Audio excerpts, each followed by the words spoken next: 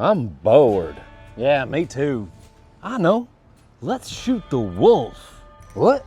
No, we're not shooting the wolf. Yes, come on, go get him. Oh man, really? You want to shoot the wolf? Yes, it'll be fun. What the? The wolf. The ammo, not the dog. Oh, the ammo.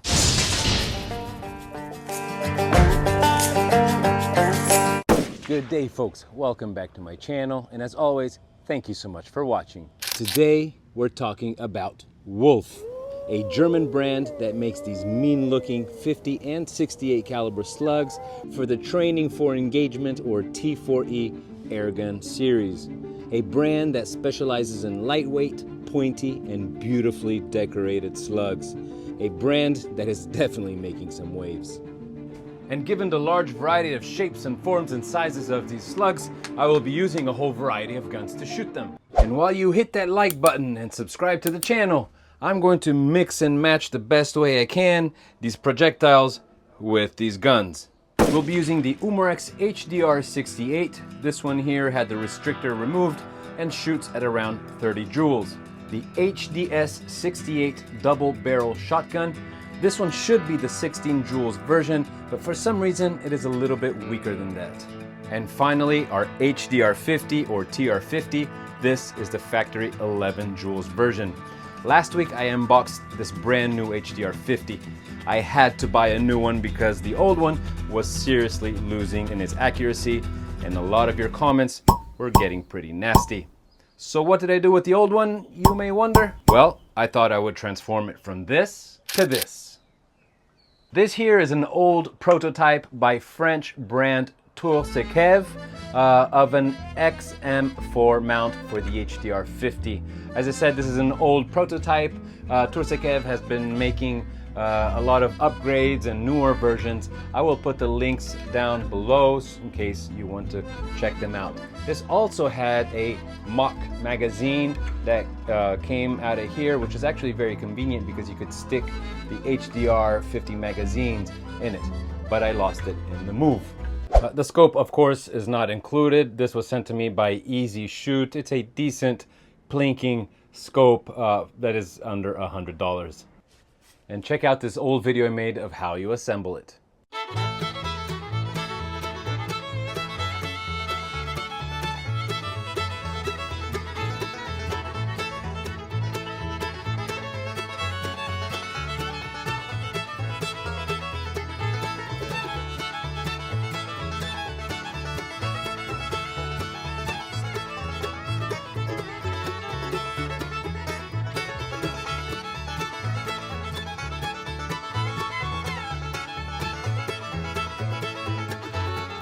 So as I said, this is my old HDR 50, which really had lost a lot of its accuracy with time. And now with this long extended barrel of the XM4 mount, I'm really hoping that perhaps it'll somehow straighten the shots. Anyway, enough with the jibber jabber. We have a lot of shooting to do. Now, for those of you who follow me on a regular basis, you know that I really try to be consistent and publish every Sunday. But you also know that there's always something happening between my job and my family that is not always easy to do. This past week we had horrible torrential rains which brought incredible flooding really close to my house actually. So it was really impossible to get anything done. The ground now is still very, very muddy, but the water did go down, so I can finally film this video, which once again will be out a bit later in the week. Anyways, we will now start with our HDS 68. We will chronograph these guys right here. Meet the 68 caliber Killer Sting. And they come with this really cool attachment that you put on the rail under your barrel.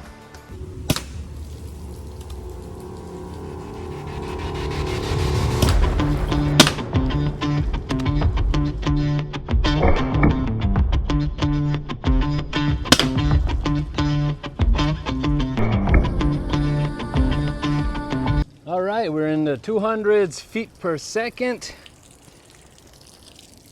Great entry holes. Oh, look at that. We have a puncture on the other side. Not exactly a complete penetration, but they definitely went to poke a hole on the other side of this 2.5 gallon plastic water jug. Now let's stay with these and the HDR 68 because we will be shooting the watermelon. And many of you have asked in my various videos to use clothing over my targets. So I have this is a thick cotton long sleeve t-shirt. I'm gonna try and make it as thick as possible, give it a couple layers, maybe something like that. There we go. I know this is not a coat. Many of you guys live in cold places. In Miami, there's absolutely no need for anything heavier than this. But the point is, we are talking about air guns and less lethal. So if you are in that situation, I would aim for the face, regardless for what our guy is wearing. So, you know, always try to aim for the face. But again, let's see what kind of damage these guys will do with some cloth over a watermelon.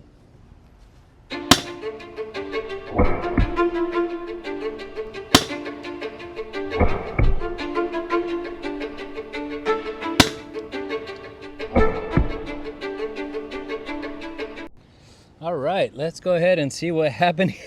Look at that. That is what looks like a belly button on a big tummy. It is the actual projectile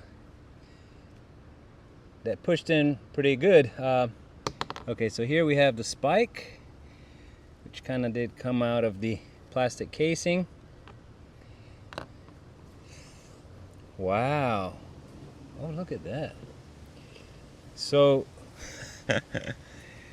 so yeah, it stayed stuck on the clothing, but it sure made a huge hole here. Well, this one just penetrated anyway, even with the clothing.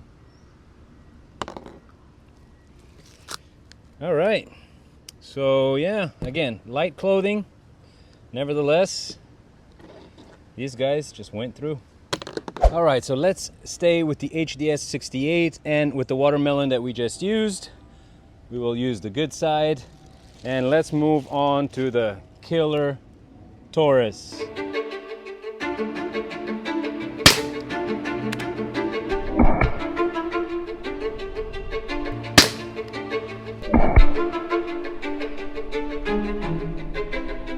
Damn, that is some high speeds. These are indeed very, very lightweight projectiles, but look at that.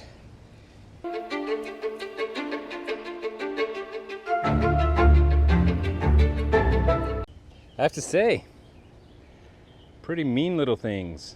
All right, let's try them now with the HDR 68. We will chronograph them against the usual 2.5 gallon plastic water jug. As always, for those who are new to the channel or to this type of guns, the T4E guns, these are, yes, CO2 powered guns, but they are considered for home self-defense because the CO2 remains inside the cartridge until the moment of need.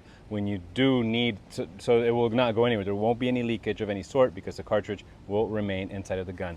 At the moment of need, all you have to do is bump hard the piercing valve, and you'll see another little valve coming out of here, and that way you know that the gun is ready to shoot.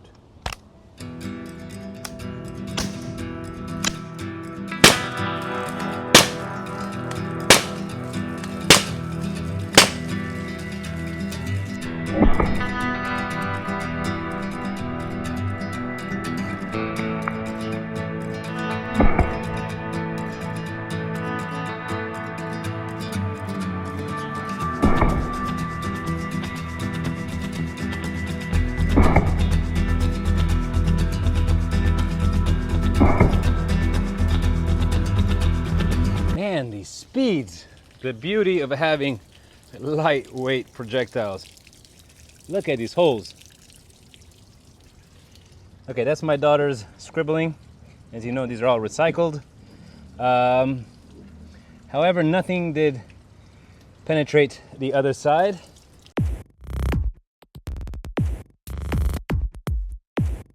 All right, as you just saw, I changed CO2 cartridge on both guns. I do change the cartridge before every test, so we know we have a fresh CO2 cartridge. So again, we will bump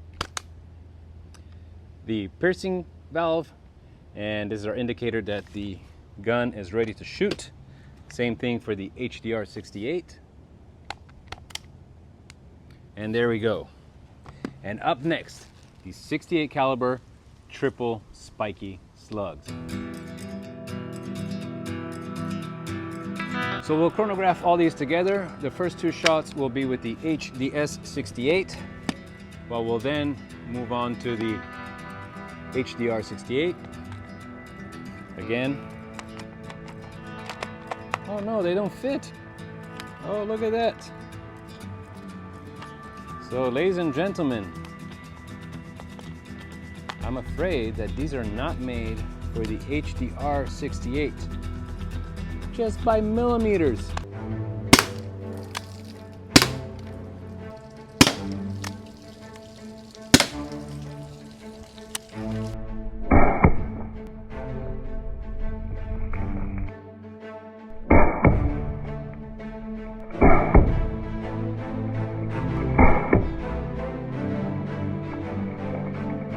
All right, well, I shot 4 just because we can. This is my favorite right here. Look at that, I think it bounced off. We'll never find it in this mess. But other ones did indeed go in. But this one just punctured really, really good and bounced off. That is a nice entry hole right here. Cleaner entry holes here. Good stuff, guys. Too bad they don't fit the HDR 68. All right, well, we have another watermelon. Same slugs, triple spikes, same t-shirt. Let's cover it up a couple times. There we go. And again, we'll use the HDS 68.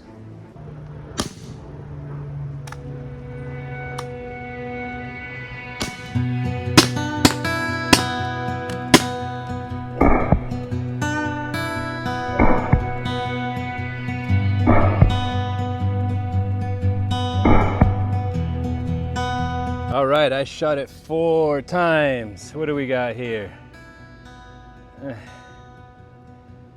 We have one that's intact. And these 3 are nice and stuck, so let's see, there we go. All right, so they're all actually reusable. Pretty much reusable.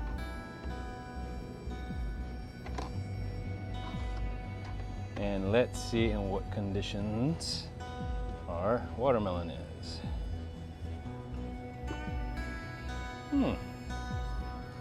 That sure must have stung. All right, let's switch to 50 caliber. We'll start off with our HDR 50 11 joules with these spiked ones right here. All right, so for these 50 caliber pointy slugs, we're gonna chrono test them now. And I'm going to use the good side of the watermelon we just shot. So instead of using the water jug, we'll go directly to the watermelon.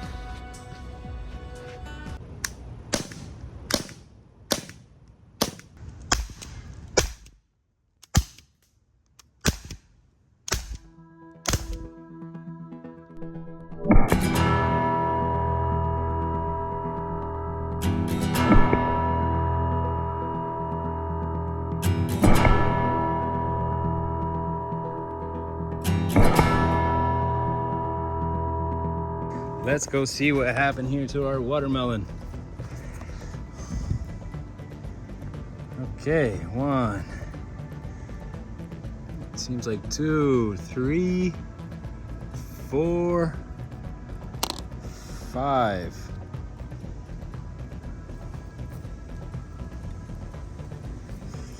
All right, let's open this thing.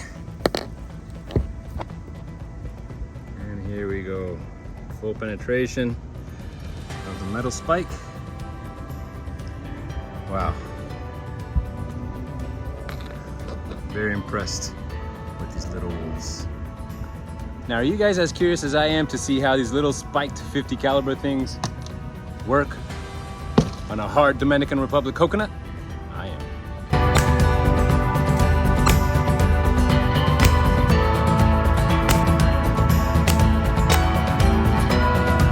All right, well, very, very limited damage. There's a bit of a crack that goes down here.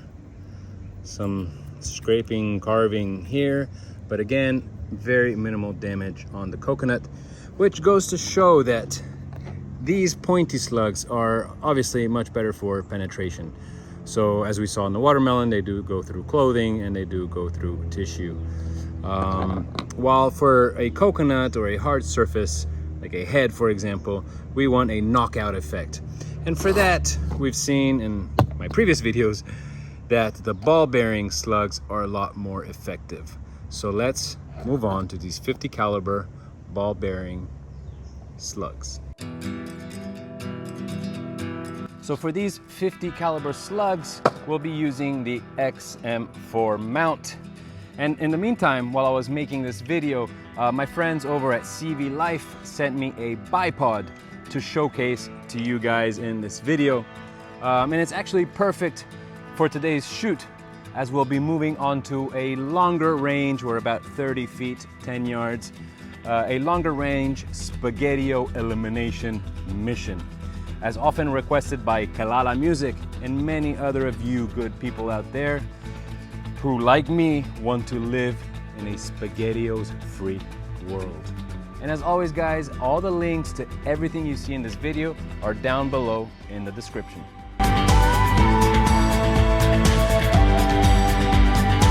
All right, folks, it's Spaghettios time.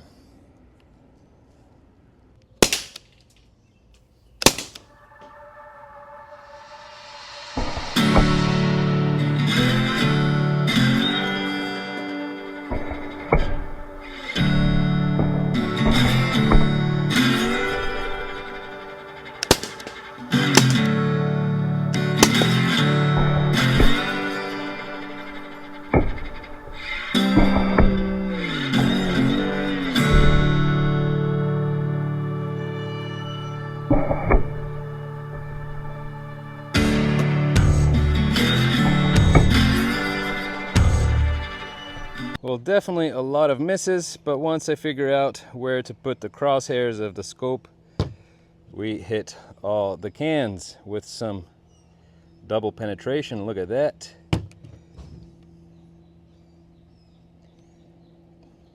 Double penetration, nice. Just a crack on the other side, nice entry hole. From 30 feet, guys, I am very, very happy with these. All right, folks, we're gonna finish off these Spaghettio cans with these steel cones here, 68 caliber. Obviously, they resemble a lot the Z-Rams, the Zetorams. Let's see how they are in comparison. And we'll be shooting the HDR 68.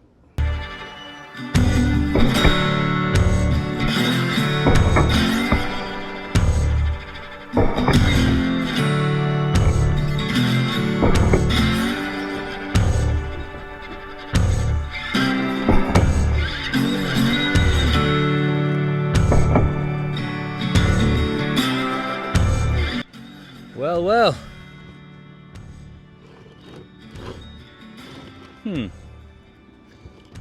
We hit some pretty good, and we hit some barely. This one, for example, has a great entry hole. That was a 50 cal, this is a 68 cal, but no exit. This was the 50 cal's exit and entry. Did we completely miss? Oh, here's the 68 entry, and here's the 50 cal entry. 68, 50. No exit.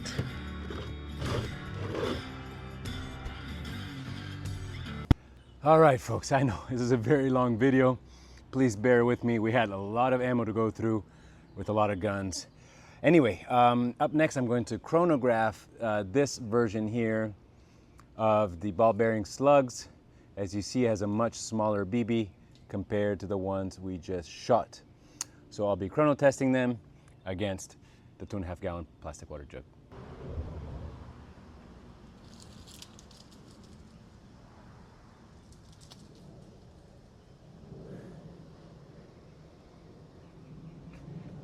And we'll continue with the XM4 mount for the HDR 50.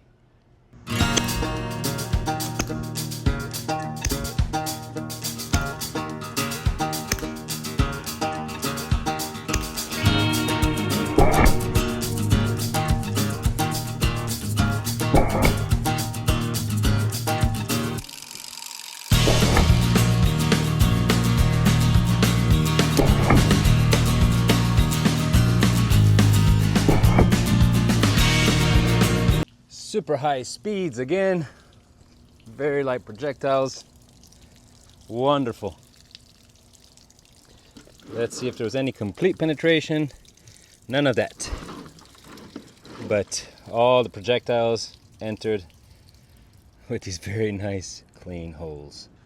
All right folks, I can't believe it, we are finally down to our last target, which is going to be this ballistic gel head that I'm recycling from the past video I made with Kododo's arrows. I'm going to use the back side of it because it's pretty pristine still, other than these weird white spots, which I have no idea what they are. It's been sitting in my office for about a week or so. Anyway, this is the ballistic gel head, which again, we will put facing the back side. We'll be shooting the 50 caliber steel cones using the regular HDR 50.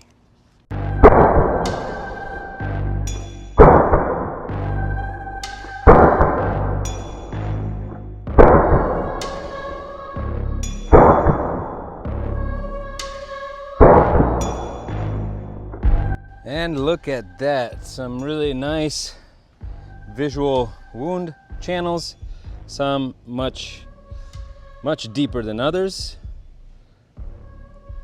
Let's say 1.5 inches, maybe this one a little more, this one a little less, about 1 inch, but let's see.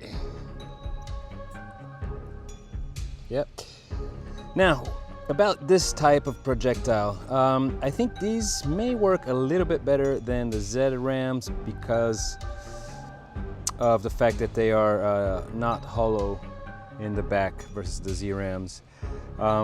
However, these seem like they're not that effective. I've tried the Z-Rams various times, and visually they don't give that effect that a lot of other slugs give. However, I do believe that in real life these are probably among the most effective, given that they basically just throw a punch at you. Maybe put a hole in you and then bounce back. But that punch is a very painful punch, obviously, because we have a large metal spike. Great slugs, great German-made slugs, these wolves. I can't say anything bad about them. I found them all quite good and effective. As always, I always recommend to alternate slugs inside of a magazine itself. So I always suggest to put a ball-bearing slug, a pointy slug, and also a pepper ball. So always alternate these in the same magazine, so you are covered basically. You have all your bases covered. So it's always good to have a variety of these slugs, I think.